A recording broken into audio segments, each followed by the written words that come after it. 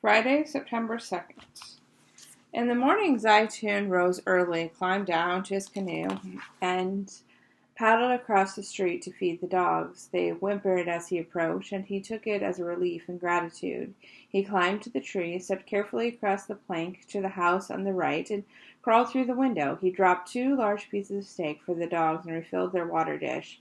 As they busied themselves, he climbed out of the window, stepped carefully over to the next door roof, and made his way into the second house to feed the second pair of dogs. They barked and wagged their tails, and he dropped 2 pieces of lamb between them and refilled their water. He left through the window, climbed down to his canoe, and paddled off. It was time to see what had become of his office building. It was about half a mile away, just off Carrollton, a nearby road lined with warehouses, chain stores, and gas stations. The water was filthy now, streaked with oil and spotted with detritus. Anyone left to wade through this would become sick, he was sure. But so far, this day, he had seen no one in the water. The city was empty. Every day there were fewer and fewer people waiting, fewer faces and windows to a private watercraft like his. It had been drizzling throughout the morning, but now the rain began to pick up. The wind came on, and the day grew miserable. Zeitoun paddled into the wind, struggling to control the canoe, the wind rippling the brown blue water.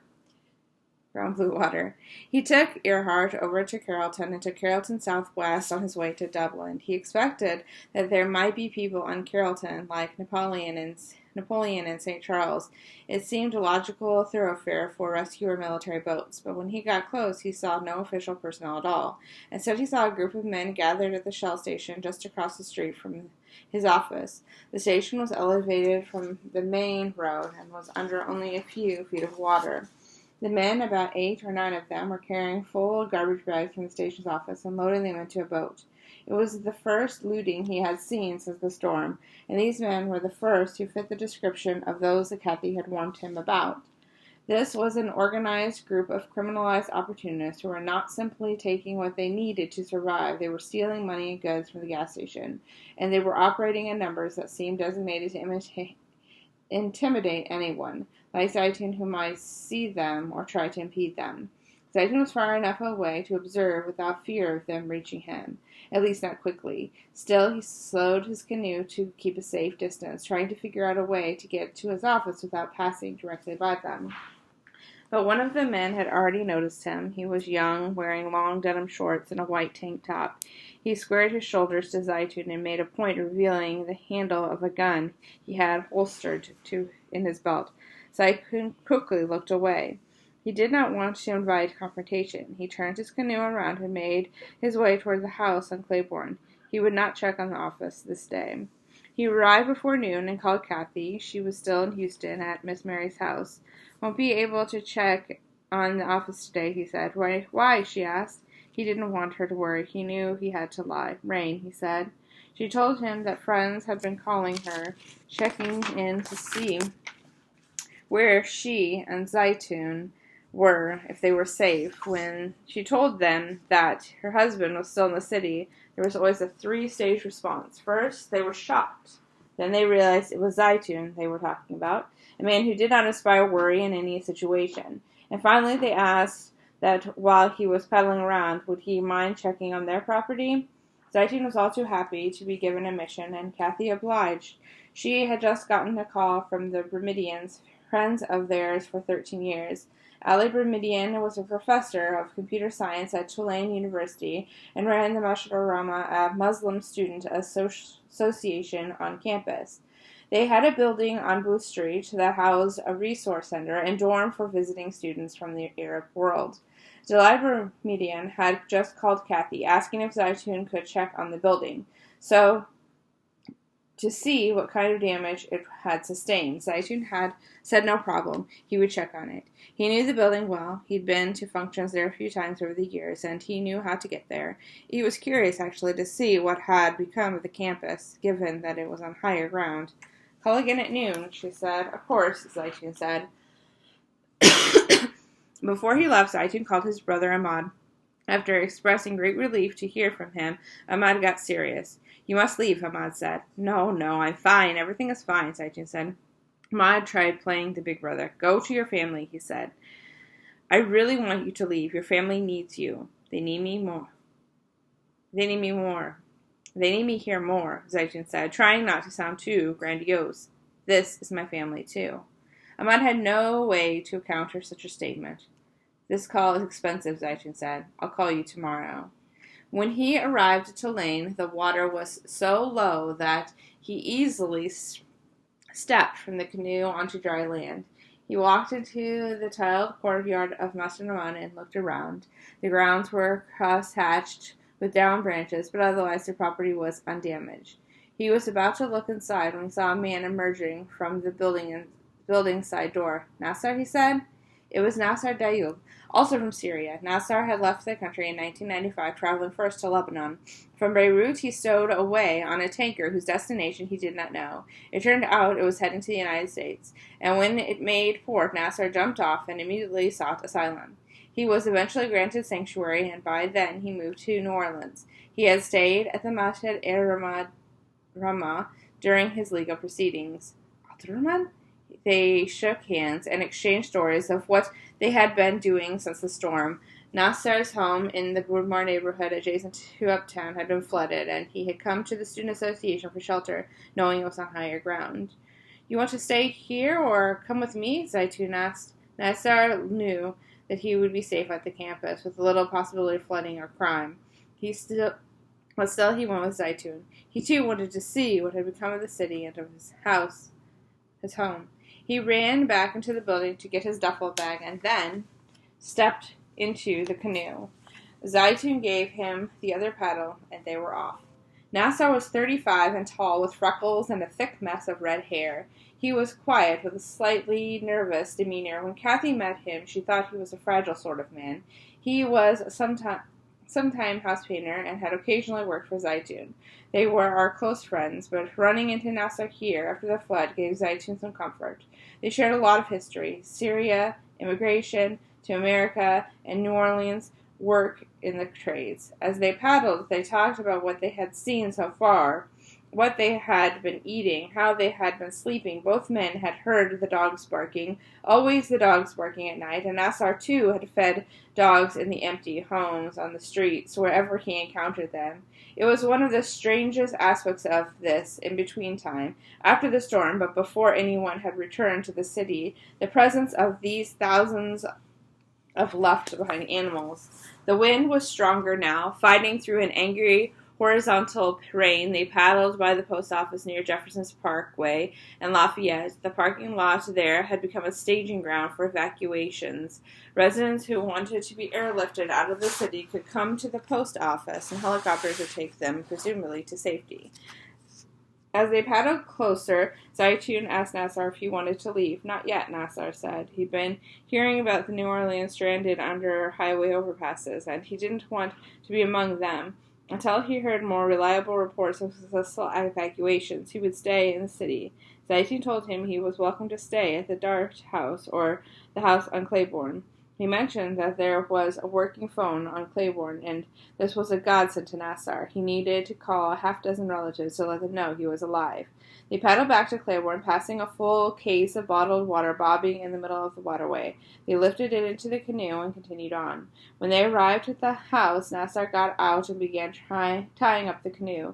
Zeitoun was stepping out when he heard a voice calling his name. Zeitoun! He figured it was Charlie Ray calling from next door, but it was coming from the house behind Charlie's on Robert Street. Over here! It was the Williamses, a couple in their 70s. Alvin was a pastor at the New Bethlehem Baptist Church and wheelchair-bound. Beulah was his wife of 45 years. Zeitoun and Kathy had known them for almost as long as they'd lived in New Orleans.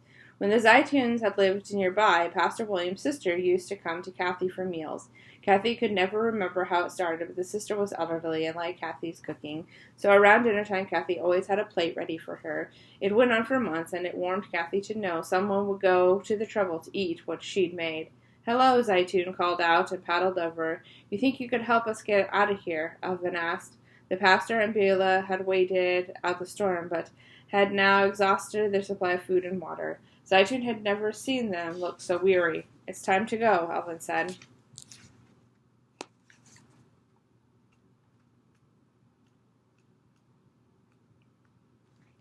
Given the rain and the wind, it was impossible to try to evacuate them in the canoe. Zeitoun told them he would find help. He paddled up Claiborne, the wind and rain fighting him, to the Memorial Medical Center, where he knew there was police and National Guard soldiers stationed. As he approached, he saw soldiers in the alleyway, on the roof, on the ramps and balconies. He looked like a heavy fortified military base. When he got close enough to see the faces of the soldiers, two of them raised their guns. "Don't come any closer," they ordered. Zeitoun slowed his canoe. The wind picked up. It was impossible to stay in one place, and making himself heard was difficult. "I'm looking for help," Zeitoun yelled. One of the soldiers lowered his gun. The other kept his train on Zeitoun. "We can't help you," he said. "Go to St. Charles." Zeitoun assumed the soldiers hadn't heard him correctly. The wind was churning his canoe around, veiling his words. "There's an old couple down the road that needs to be evacuated," he clarified louder this time. "Not our problem," the soldier said. "Go to St. Charles." Now both guns were lowered. "Why not call somebody?" Zeitoun asked. Did the soldiers really mean that Zeitoun should paddle all the way to the intersection of Napoleon and St. Charles when the soldiers could simply call another unit on the walkie-talkie? What were they doing in the city if not helping evacuate people? "We can't call nobody," the other soldier said. "How come?" Zeitoun asked. "With all this technology, you can't call someone?" Now the soldier, only a few years older than Zeitoun's son, Zachary, seemed afraid. He had no answer and seemed unsure of what to do next. Finally, he turned and walked away. The remaining soldiers stared at Zeitoun, holding their M16s. Zeitoun turned his canoe around. He paddled to the intersection of Napoleon and St. Charles, his shoulders aching. The wind was making the work twice as difficult. The water grew shallow as he approached the intersection. He saw tents there and military vehicles and dozens or so police officers and soldiers. He stepped out of the canoe and walked up to a man, a soldier of some kind, standing on the grassy median. New Orleans called it the neutral ground. "I have a situation," Zeitoun said. "I have a handicapped man who needs help, medical attention. He needs help now." "Okay, we'll take care of it," the man said. "Do you want the address?" Zeitoun asked. "Yeah, sure, give me that," the man said, opening a small notebook. Zeitoun gave him the exact address. The man wrote it down and put his notebook back in his pocket. "So you'll go?" Zeitoun asked. "Yep," the man said. "When?" Zeitoun asked. "About an hour," the man said. "It's okay. They're on their way," Zeitoun said. "They said 1 hour." The pastor and his wife thanked Zeitoun, and he returned to the Claiborne house. He picked up Nassar, and they set out to see what they could do. It was just after 1 o'clock. 1,000 miles away, Yuko's husband Ahmad was driving the Odyssey. Kathy was resting, and the kids were in the back as they barreled through New Mexico. Ahmad had been at the wheel for 7 hours without a break. At this pace, they would make it to Phoenix by Saturday afternoon. Ahmad discouraged Kathy from listening to any news on the radio, but even on the rock and country stations, snippets of information were leaking through. President Bush was visiting New Orleans that day and had just lamented the loss of Trent Lott's summer home in coastal Mississippi.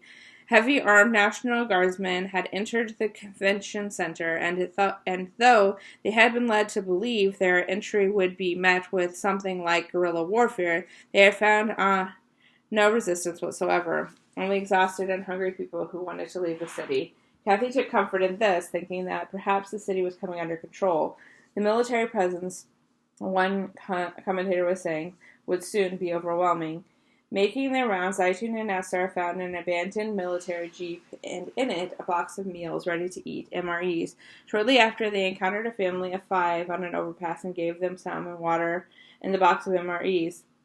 It was a tidy coincidence. Zeitoun didn't like to carry anything of value at all, and welcomed any opportunity to unload anything he found. It was about 5 o'clock, the sky darkening, when Zeitoun and Nassar made their way back to the Claiborne house. Zeitoun was sure that the pastor and his wife would have been rescued by that point, but just to be certain, he and Nassar made a detour and paddled over to the Robert Street. Alvin and Baylor were still there on the porch, their bags still ready, a light rain still falling on them. They had been waiting for 4 hours. Zeitoun was furious. He felt helpless, betrayed. He made a promise to the pastor and his wife, and because he had been lied to, his promise had not been kept. He apologized to the couple, explained that he had first tried the hospital where he sent away at gunpoint, and then gone to St. Charles to tell soldiers and the relief workers about the plight. The pastor expressed confidence that the help was still on its way, but Zeitoun didn't want to take any chances. "I'll figure something out," he said. When he and Nassar returned to the Claiborne house, he saw a small motorboat tied to the front porch. Inside the house, they found Todd Gambino sitting inside with a new dog. With a boat, which Todd had been floating under a ruined garage and figured he would put to use. He'd been making his own rounds around the city, plucking people from porches and rooftops and bringing them to the overpass and other points of rescue. He'd even found this dog, which was now happily eating food at Todd's feet on a roof, and been taken him in. Again, Zeitoun felt the presence of some divine hand. The Williamsons needed help immediately, help he had not been able to provide, and here was Todd with precisely the vehicle they needed at precisely the right moment. Todd did not hesitate. Zeitoun agreed to care for the dog while he was gone, and Todd was off. He picked up Alvin and Beulah, cradling them one by one into the motorboat.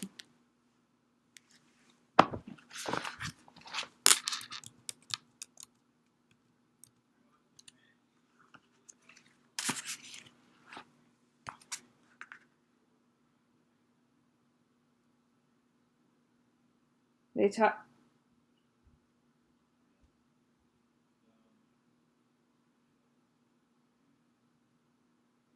them. I'm going to start at the top of page 138 again, guys. Them one by one into the motorboat. Then he sped off towards the staging ground at Napoleon Inn in St. Charles. The mission took all of 20 minutes. Soon Todd was back, drinking beer and relaxing again on the porch, his hand stroking the rescue dog's matted fur. Some things you just have to do yourself, he said with a smile. Zeitoun had known Todd to be a good tenant, but he didn't know this side of him. They talked for a while on the porch, and Todd told him stories of his own rescues, how he picked up dozens of people already, how he'd been shuttling them to hospitals and staging grounds, how easy it was with a motorboat. Todd had always been, to Zeitoun's mind, a bit of a wanderer, something of a playboy. He liked to have a good time, didn't want to be too tied down with rules and responsibilities.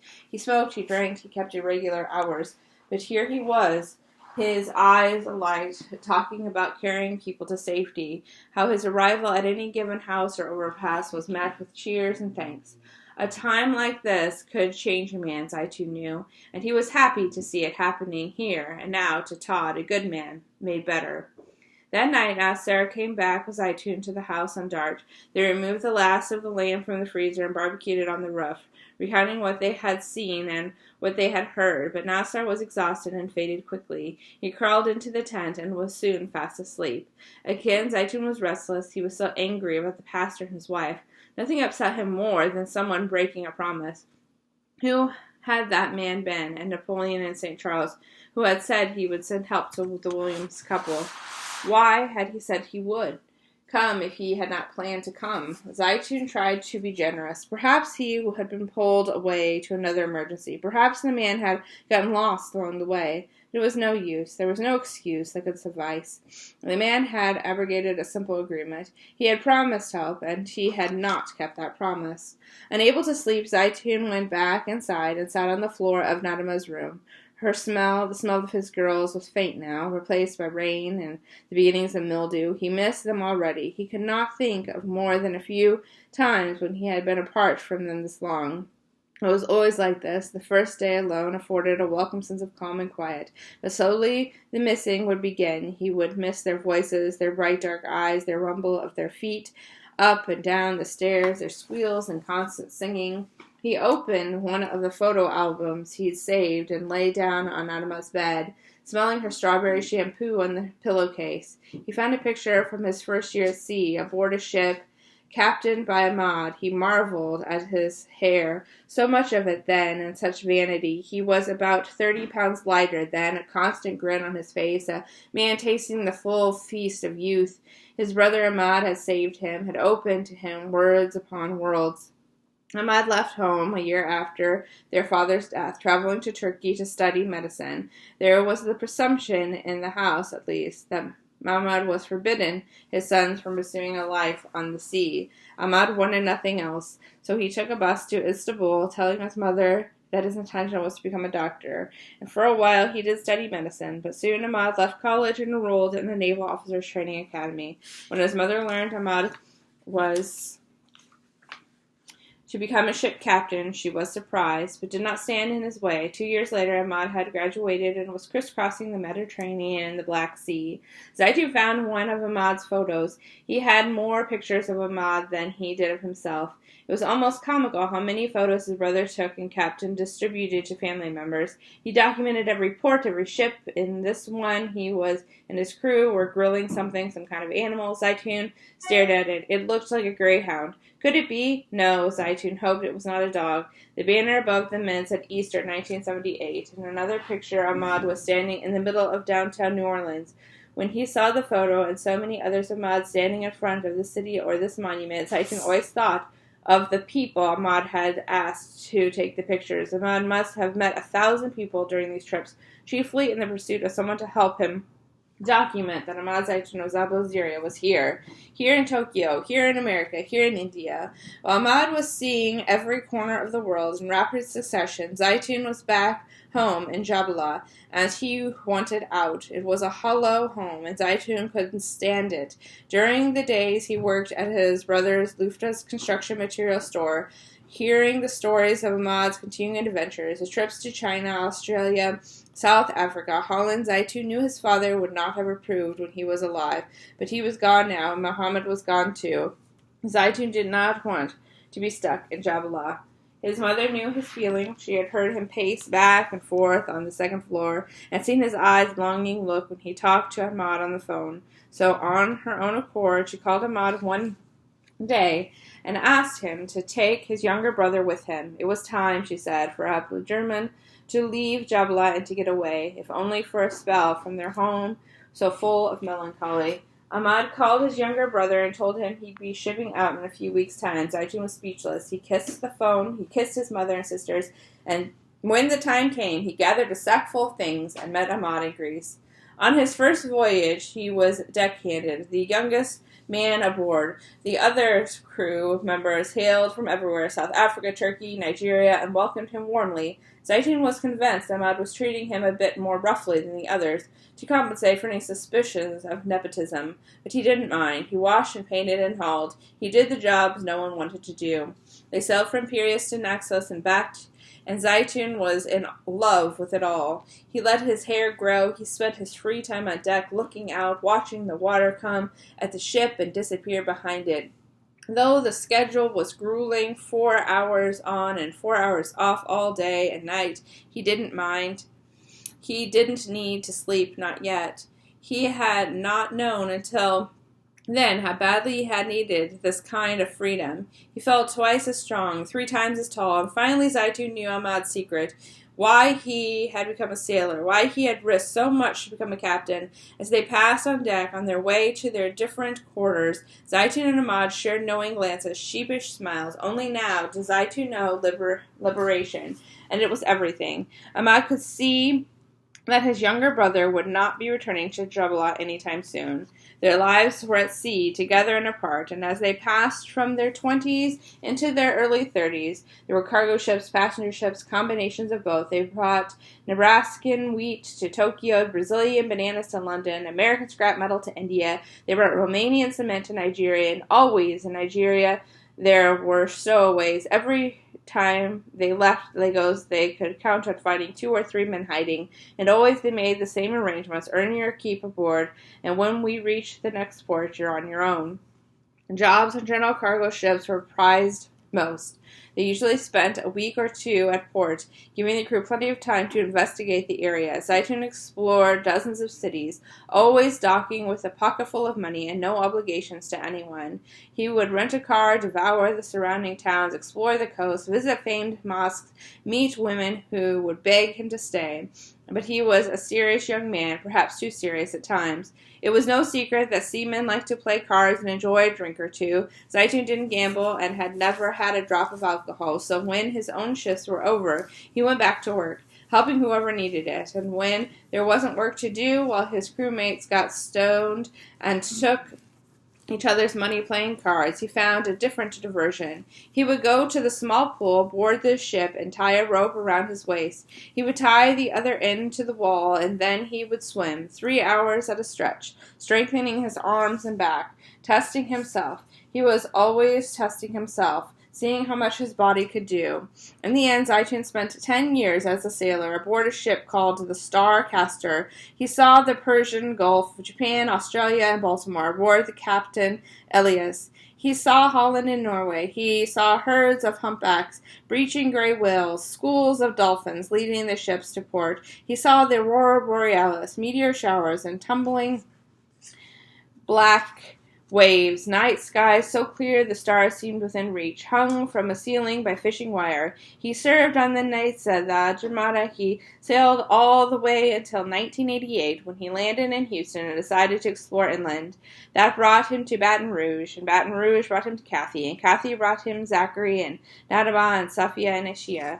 Zeitoun prayed on the floor in his house, and then lay down on Nadima's bed, wondering where his wife and children were this night, if they had made it to Phoenix yet, thanking God that they were safe, that he was safe, that they would see each other soon.